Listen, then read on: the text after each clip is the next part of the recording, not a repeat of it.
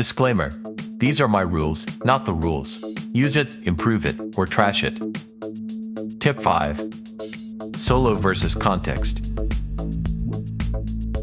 When facing the first stages of a production, we try to find the right samples or synth presets for the track we're about to produce. The perception we get when browsing and listening a sound allow us to decide if it's something we can use on our track or not.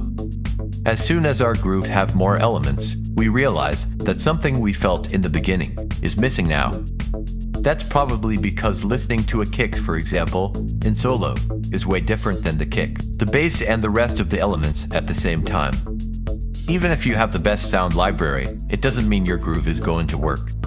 Here apply the context. All the elements fight for space in the spectrum domain.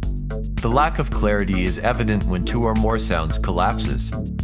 The greatest tool we have here is the equalizer.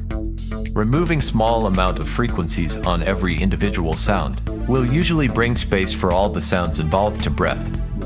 I try to imagine that every sound in a track are like the actors on a stage. I have to make sure the audience can see each and every one of them. Practicing audio perception, that means listening how different frequencies sounds, is a great way to train your skills for a better equalization.